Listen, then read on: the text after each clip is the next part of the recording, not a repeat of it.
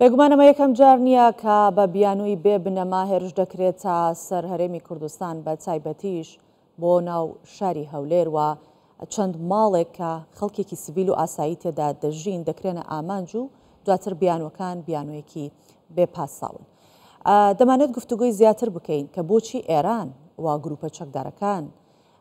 لە دەرەوە خەڵکی سڤیلی هەرێمی کوردستان دەکەنە ئامانج، بۆچی موشک بارانکردنی خەڵکی سڤیل و منداڵان لە هەولێر لەلایەن ئێران و چەند گروپێکی چەکداری دیکە دەکرێنە ئامانج. ئەمانە هەمووی چ بیانوویان بەدەستەوەیە؟ گفتوگوی زیاتر سەبارەت بەم بابەتە ئەکەین لەگەڵ ڕەمەزان نەسرەدین شۆڤەکاری سیاسی کە لە جوهۆکەوە لەگەڵمان. ئەم کاتتان باش. پێش هەموو شتێک بابزانین بیانوەکانی ئێران بۆ ئەم هێرشانەی کە دەیکەنە سەر هەولێر چین؟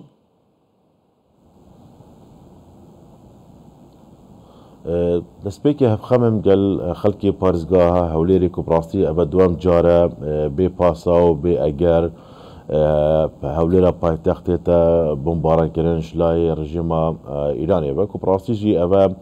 یەکێ سەرپێچێن یاسای ناودەولەتیە دیسانژی دژی هەمی بنەمایەن دیپلۆماسیەک و وڵاتێکی هەفسو ئەوان ڕەفتار و کردارە ئەنجام بدێت بەرامبەری خەڵکی سڤیل. هەرێما کوردستانی ئێکێش ئارامترین و سەقامگیرترین دەڤەرێن تایبەت دەڤێن هەرێماتیەت ڕۆژهاتانە ڕاستدا و ئەڤروکە di babetê peyvêjiyanê de babetê lêborînê de di babetê mafê mirovê de di babetê pêşkeftina demokrasiyetê û jêrxana mirûî de pêşkeftinê gelek baş xwe vedîtîne lê ev çendahanê boya metirsîl seher berjewendên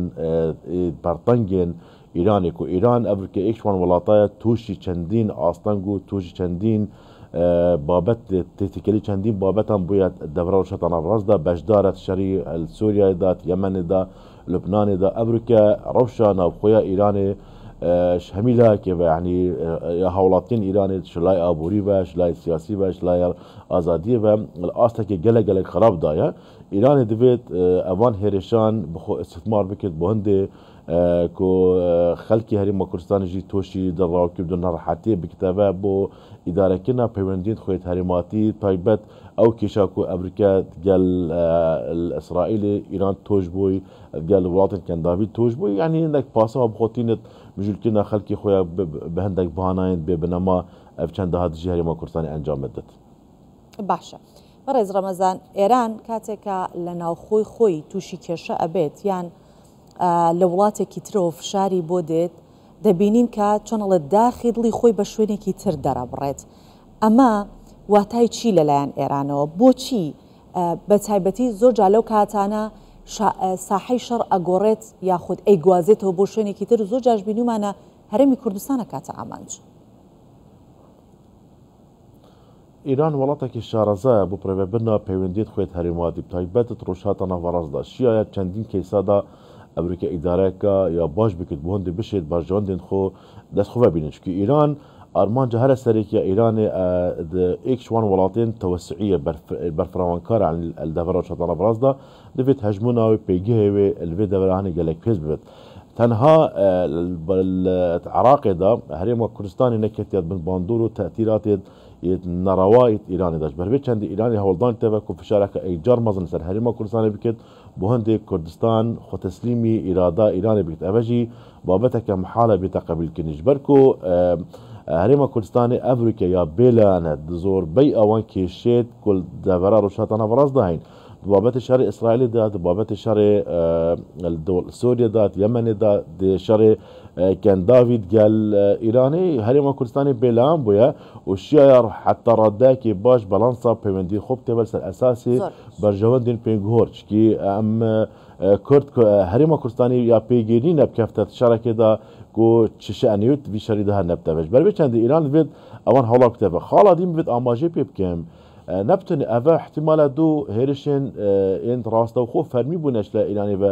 دانپێدان پێ هاتێکینێ بەڵام بەرین و کێژی چەندین حالەتێت ڤڕەنگیە بووینە ئەو گروپێن نزیکی ایرانی بداخه و چندین جارا راستوخو بین گف و مطرسی سر آسایش هەرێما کوردستانی ئەڤەژی جهه پرسیاریە بۆ حکومەتە عراقیش بەرکو حکومەتە عراقی ئەبروکە باش دەزانێت کو جهه وان گروپان بابەت سەرکردن وان گروپا دەڤەرین کوردستانینە ینی تایبەت لە ڕەخەی کەرکۆکێ و دەڤەرێندی بۆینە مەترسی هەرێما کوردستانی ئایا بۆچی حتانوکە حکومەتە عراقی نەشیایە خوددان هەڵویست بێت بەڕەمبەر بابەتێنێ دیتنامەن ئەڤەجێ پرسیارەیە. باشە بەڕێز ڕەمەزان شتێکی دیکە هەیە لێرە کە سەرنج ڕائەکێشێت چکات ئێران هێرش دەکاتە سەر هەرێمی کوردستان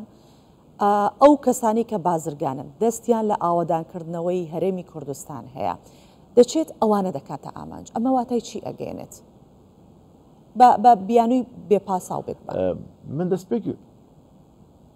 من دەستپێکیژی گوتە ئیرانی هەوڵدان کێت و هەرێمە کوردستانی ببتە بەشێک ji projeyê yê ideolojî ku ew ê rûjhata navraz dihey herêma Kurdistanê nekefte bir mêvanduranê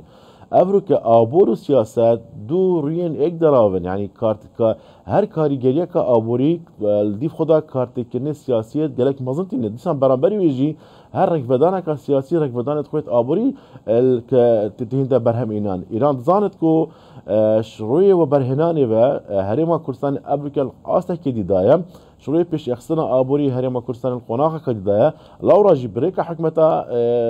یا فدرال عراقی گلک فشار سر هرم کردستانی کنه دبابت گمرک دا دبابت پیوندی دیپلماسی دا دبابت راکتنا مچادا دبابت راکتنا شایسته این داره جبرکو دست بجیر سیاسی اباکو امریک الحکم العراقی کد بداخه و کتیت من باندور عینان دا اف پلان و برنامج کو سال 2014 حتی امریک الهرم کردستانی هی نشینه صداست مرام ایران دستخوبه بینه و لورا ایران هولدان تفا کو مترسیه که راستا خول سر و برهنان دروز که سر بازرگان دروز که بو اوی کو قناقه دهاتی هم و برهنان بیان الهرم کردستان لاواز به دیسانجی کردستان کفتت بن اوان شرط و مرجت کو ایران بفیل سر الهرم کردستان بسپینه دیدنا من اوه بابده که محاله و خالا دیا گلکا گرینگ برای بدان جواکی نیف دولتی بتایبت کمبونت برایس سروک انجمن وزیران که مسرور بارزانی داووس رنگ بدانت گلک باش هبوینه استثمارا اویک چالاکیانی هاتی کنی یعنی پشرب رنگی که کو جواکی نیف دولتی باش هاتی اگدار کنی کو اگر هاتو افچند ها بردوام بتاوه گلک بابت دی دل دوره کمرت بن آلوزی دا دوید پیدا چونا اوی بابت هفته کنیش روی یاسایی و روی دیپلماسی و